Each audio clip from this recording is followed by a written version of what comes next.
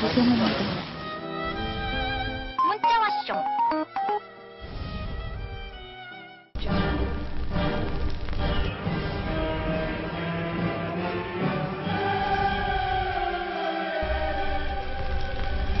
당신 부셔버릴 거야.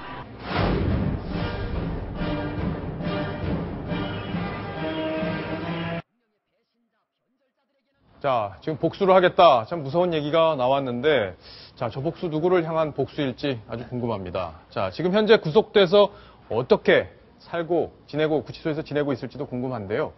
자, 지금 관련 내용들을 저희가 또 한번 자세히 짚어보겠습니다. 자, 시청자 질문 첫 질문이 막 들어왔습니다. 함께 한번 어떤 내용인지 같이 읽어보겠습니다. 자, 조현민 복수하겠다. 이 글은 어떻게 유출되어 세상 밖으로 나온 걸까요? 자, 패널분들 다 저를 얼굴 쳐다보시면 안 되고요. 누군가 손을 드시고 답변을 해주셔야 됩니다. 네, 제가 한번 답변해 보겠습니다. 예. 당신이 한 일을 모두 알고 있다. 요즘 어떤 거일 것 같습니까? 바로 스마트폰, 휴대전화입니다. 휴대전화를 이번에 문제가 된 게 조 전 부사장이 다른 임직원과 해당 자기 땅콩 리턴 사건에 어떤 문제 있었던 부분 증거인멸을 하려는 시도가 있다는 그런 의혹이 제기되지 않았습니까? 그렇기 때문에 검찰에서 조 전 부사장이 휴대전화를 압수수색해서 그 내용을 조회해 봤더니 이런 문자가 복원된 겁니다. 물론 삭제를 했었죠. 삭제를 했지만 이미 검찰의 과학적인 수사에 의해서 복원이 됐고요. 그 내용에 보면 반드시 복수하겠다. 이런 아주 섬찟한 내용이 나왔고요. 그게 바로 누구를 상대로 한 건지는 지금 추측의 영역이긴 하지만 누군지는 대충 짐작이 될 것 같습니다. 만약에 거기에 반드시만 없었어도 덜 섬뜩할 텐데, 야, 이 반드시 때문에 상당히 좀 놀라운데, 자, 정태원 변호사께 질문 드릴게요. 사실 이 문자 둘이 자매 간에 나눈 문자는 사적인 영역이긴 한데, 검찰에서 이걸 이제 언론에 좀 흘린 거잖아요. 이게 문제가 없는 건가요? 검찰에 원래 계셨기 때문에 제가 질문을 드리는 건데요. 글쎄요, 그 영장을 청구한 그 기록에 들어있던 걸로 알고 있는데 일부러 가서 기자에게 보여줬을 것 같지는 않고, 예. 기자의 취재 영역에 해당이 되겠죠. 근데 저게 무슨 프라이버시를 보호해야 될 것 같지는 않고, 기본적으로 저걸 보고 느끼는 것은 역시 재벌 3세, 4세들의 정신 자세에 문제가 있다. 그런 것을 보이는 거죠. 특히 이제 우리나라 2014년도 공정거래위원회에서 발표한 대기업 집단 예. 주식 소유 비율에 따르면 우리나라 소위 재벌 총수들이 예. 가진 게 0.9%입니다. 예. 그렇죠. 이건희 회장도 0.7%거든요. 그렇다고 한다면 대부분의 주식은 일반 개미들 소유이거나 국가 소유거나 외국인 소유가 그렇거든요. 예. 그런데 저렇게 자기 것처럼 저렇게 행사를 하면 안 되죠. 더더군다나 복수하겠다고 하는데 예를 들어서 우리 사무장, 박창진 사무장에 대한 복수를 하겠다고 결심한다면 박창진 사무장에 대해서 해고를 하든지 한직으로 이제 예. 인사처분을 하든지 그렇게 될 수 있지만은 그거에 대해서는 법적으로 허용되지 않기 때문에 아마 복수하기 어려울 겁니다. 복수하기 어려울 거다. 예. 자, 지금 과연 복수의 대상이 누구인지 이걸 놓고 지금 논란이 커지고 있는데 저는 아니겠죠. 자, 일단 대한항공의 먹칠한 언니를 상대로 복수를 하겠다는 것, 이거는 아닐 가능성이 높아 보입니다. 그러지 않을까요? 황선희 팀장 어떻게 보세요? 그러니까 지금 저 내용 파란 칸에 있는 예. 이거는 언니에게 복수를 하겠다라고 얘기한 건 대한항공 측의 지금 해명이잖아요. 예. 그리고 밑에 게 이제 저거는 지금 언니에게 돌을 던진 사람들, 그 사무장이나 아니면 일반 사람들 이거를 얘기한 게 아니냐라고 지금 무게를 두고 있는데, 그러니까 밑에 거 빨간 칸에 있는 말이 좀 크게 문제가 될 것 같으니까 대한항공에서 파란 칸으로 그건 언니한테 한 말입니다라고 해명을 했는데, 그러면 언니한테 저런 말 하는 거는 괜찮습니까? 예. 아니, 무슨 막장 드라마도 아니고 그러니까 예. 형제끼리 언니한테 저런 메시지를 보낸 건 괜찮은 건지 저는 그것도 또 이해가 안 되더라고요. 이제 대한항공에서 이렇게 한 걸음 한 걸음 걸을 때마다 점점 수렁에 빠지는 건 아닌가 이런 우려도 좀 되는데. 글쎄, 이를 오히려 키우는 그런 예. 이를 오히려 그런 어떤 사회 지탄 같은 것들 더 키우는 부분이 있는 것 같은데, 저런 식으로 하지 말고 솔직하게 사과할 부분 사과하는 게 더 매를 좀 적게 맞는 그런 방법 같아요. 고등학교 때 국어 시간에 저런 거 안 배웁니까? 다음 중 맞는 것은 하고. 예. 그리고 주어는 반드시 써야 되고, 목적어나 주어는. 그렇죠? 예. 왜 안 썼는지까지는 저희가 취재를 못 해봤습니다. 예. 자, 예. 카톡 질문이 또 하나 들어왔네요. 같이 한번 또 질문을 보고 이야기를 나누겠습니다.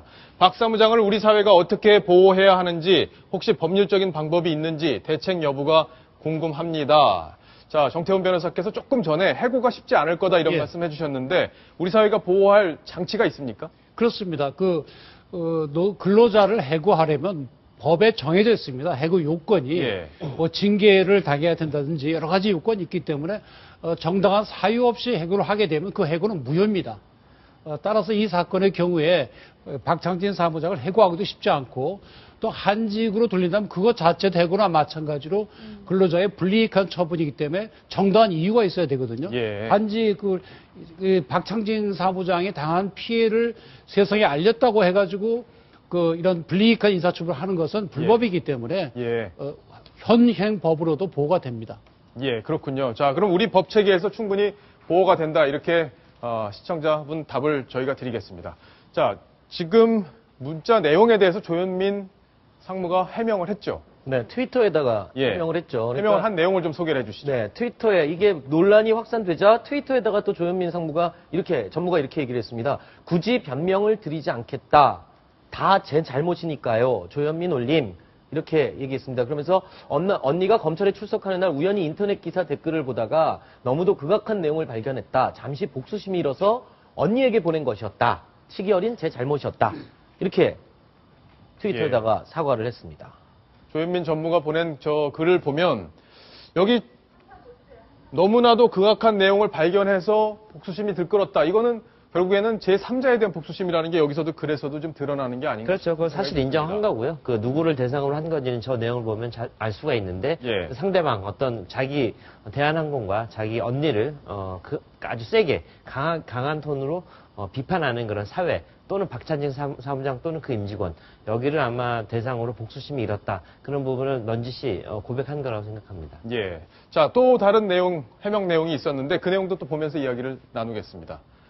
자, 이건 뭐 오타가 났나 보네요. 그죠? 굳이 변명 드리고 싶지 않습니다. 변명 드리고 싶지 않습니다. 예. 다 제 잘못이다. 그러니까 변명을 쓰고 싶었던 것 예, 같은데요. 이건 뭐 오타가 뭐 이렇게 날수 오타가 있을까요? 났다는 거는 몇 가지 가정을 해볼 수 있습니다. 예. 굉장히 감정적으로 격해져 있는 상황이었거나, 예. 아니면 술을 한잔 했거나, 밤에 잠이 부족했거나, 뭐 이런 것들이 가능할 텐데요. 물론 지금은 아마 그런 상황이라기보다는 굉장히 당황스러운 상황에서 저 글을 쓰지 않았을까 이런 예. 생각을 할 수 있습니다. 자, 어쨌든 조현민 전무가 잠잠해질, 이제 구속을 통해서 사실 이제 여론이 잠잠해질 수 있는 그런 상황이었는데 또 사실 저 복수 발언으로 해서 이제 논란이 더 커지게 된 상황인데 윤정혜 기자 보기에는 어때요? 이거 어떻게 수습을 해야 좀 정리가 될 수 있을까요? 말을 하지 않는 게 최선이겠죠. 계속 예. 말을 할 때마다 계속 문제가 커지고 있으니까요. 그리고 또 봐야 될 건 이 조현민 전무가 커뮤니케이션 담당이잖아요. 그러니까 그만큼 이 소통의 중요성이나 고객들하고 소통하는 게 중요한 만큼 이 얼마나 또 조심스럽게 해야 되는지 그 부분도 잘 알고 있어야 되는데 이렇게 막 굉장히 자유분방한 거 보면요. 사실 잘 이해가 안 가는 부분이기도 합니다. 예. 자, 저 글에 대해서 누리꾼 반응들도 좀 있었을 것 같은데 황순우 팀장이 좀 소개를 해주시죠. 네. 이 반드시 복수하겠다. 이런 말 섬뜩하지 않습니까? 네티즌들의 반응도 굉장히 논란 반응이 많았습니다. 예. 그러면서 대한항공을 원한 항공이 아니냐, 무서워서 비행기 타겠냐, 뭐 이런 장난스러운 반응도 있었고요. 그리고 더 황당한 또 댓글도 있었습니다. 땅콩 심은데 땅콩 난다.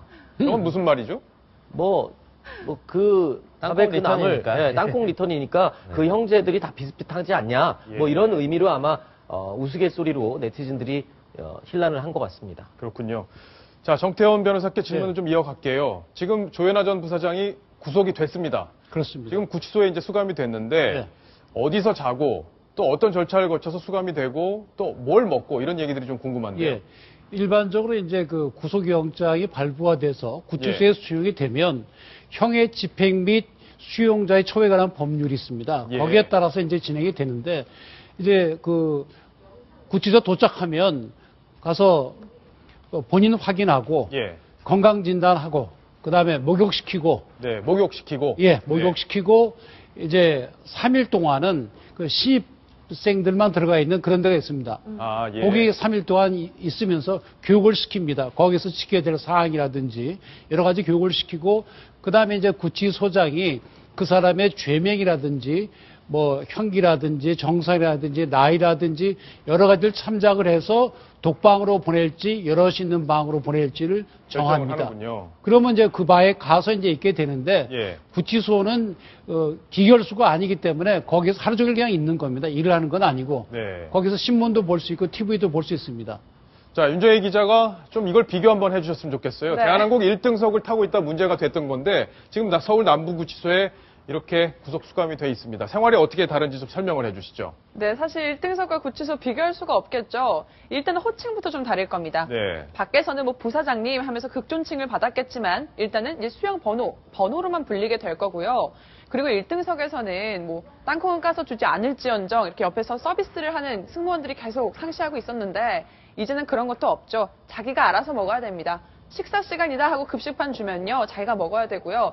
쌀밥이랑 국 그리고 반찬 한 3가지 정도 선택권이 없다고 하네요. 그리고 구치소가 면적은 더 넓으네요. 그렇죠. 1등석은 5.2제곱미터인데 예. 구치소는 6.56제곱미터. 근데 결정적인 차이가 있죠. 행동의 자유가 없기 때문에 그렇죠. 아. 6.56평 안에서 제곱미터 안에서 움직여야 되고 비행기 안에서도 함부로 돌아다니면 안 이거 되잖아요. 화장실도 여기 포함되어 있으니까. 아, 그래요? 네. 그리고 또 마지막으로 이제 1등석에서는 참 주어지는 게 많거든요. 이 따뜻한 이불도 있고, 이제 뭐 주어지는 뭐 어메니티라고 하죠. 화장품이나 칫솔 이런 것도 자유롭게 쓸 수 있는데, 구치소에선 그런 거 없습니다. 그냥 담요 하나, 그리고 매트리스에서 그냥 자는 거고요. 그리고 이제 수의도 입게 됐어요. 비싼 옷만 입으셨을 텐데, 이제는 동절기옥이다 보니까 안에 누빔솜으로 있는 지퍼형 수의를 입고 생활하게 된다고 합니다. 자, 이제 반찬은요 본인이 이제 신청하면 네. 거기서 바꿀 수도 구매할 수는 있습니다. 아, 그런가요? 근데 외부에서 뭐 통닭을 가져간다든지 그런 건 안 됩니다. 이제 구매는 가능하다. 그렇습니다. 예를 들면 뭐 라면이나 뭐 고추장 이런 게 가능한 거죠? 그러니까 거기서 팔고 있는 것만 예. 가능하고요. 외부에서 보약달에서 반입하는 건 안 됩니다. 안 되는 거. 예. 예. 자, 시청자 질문이 막 들어왔습니다. 하나 같이 또 읽어보겠습니다. 수용시설이 부족해 일반인은 과실범까지 형사범과 같은 방에 수감하는 마당에 재벌의 자식이라 TV까지 있는 독방에 수감할 예정이라니 구치소마저도 유전무죄, 무전유죄인가요? 자, 굉장히 날카로운 지적이신 것 같은데요. 정태훈 변호사께서 설명을 좀 해주시죠. 예, 지금 말씀드린 대로 이제 형의 집행 및 수용자에 관한 법률에 따르면 예. 사실 우리 법은 원래 독방이 원칙입니다. 그다음에 독방이 안 될 때 여럿이 있는 방으로 하도록 되어 있는데 현실에 안 맞으니까 거꾸로 되어 있죠. 그래서 독방에 넣을지 아니면은 여럿이 있는 방에 넣을지는 아까 말씀드린 대로 여러 가지를 종합적으로 판단을 해서 하게 됩니다. 예를 들어서 흉악범 같은 경우에 옆에 사람하고 충돌할 위험도 있기 때문에 오히려 그런 경우에는 독방에 넣고 24시간 감시하거든요. 예. 그런데 지금 이 조 부사자의 경우는 뭐 그러한 뭐 흉악범은 아니고 그런 점에서 같이 넣어도 되고 예. 뭐 어떤 특별한 이유가 있다면 독방에 넣을 수도 있겠지만 그거는 국민들이 볼 때에도 유전무죄, 무전유죄처럼 특혜를 줘서는 안 되는 걸로 되어 있습니다. 왜냐하면 이 법 자체에도 차별 금지를 명시적으로 하고 있거든요. 그러니까 아마 남부구치소장이 국민들이 보기에 타당한 그런 그 결론을 내려서 독방 여부를 결정할 걸로 보입니다.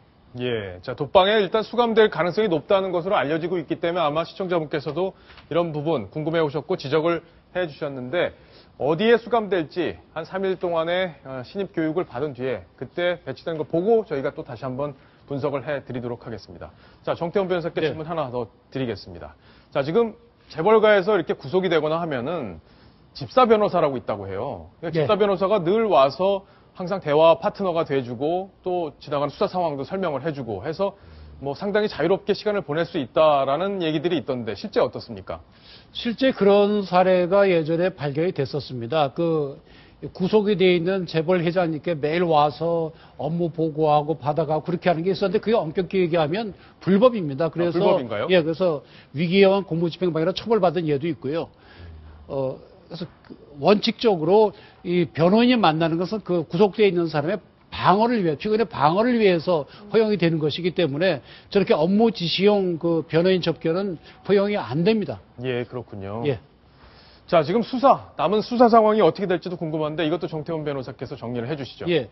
우선 증거인멸죄 여부에 관해 갖고 구속영장에는 적지를 않았는데 네. 거기 안 적혔다고 해서 기소할 때 꼭 반드시 제목이 빠진다 빠지는 건 그건 아니죠. 아닙니다. 예. 구속영장이라는 거는 증거인멸이나 도주 염려가 있을 때 우선 붙들어 두는데 필요한 것만 적기 때문에 그 수사할 때까지 다 드러난 그것만 갖고 합니다. 따라서 예. 증거인멸 교사 혐의도 추가될 가능성이 높습니다. 또한 항공기 항로 변경에 관해서는 사실 우리가 그동안에 판례라든지 연구된 것이 없기 때문에 아마 검찰에서 거기에 대한 법리 검토를 충분히 해서 보완 수사를 해서 기소할 걸로 보입니다.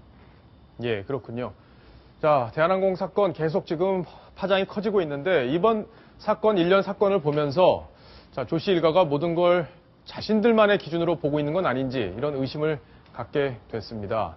자, 정부 허가로 항공사업을 독점적으로 운영하면서 자신들에게 불을 안겨준 국민에 대한 감사한 마음을 좀 느껴야 하지 않을까 이런 생각도 해봤는데요. 본인들이 좀 더 많은 것들을 느꼈으면 합니다. 자, 이번 소식 여기까지 마무리하겠습니다.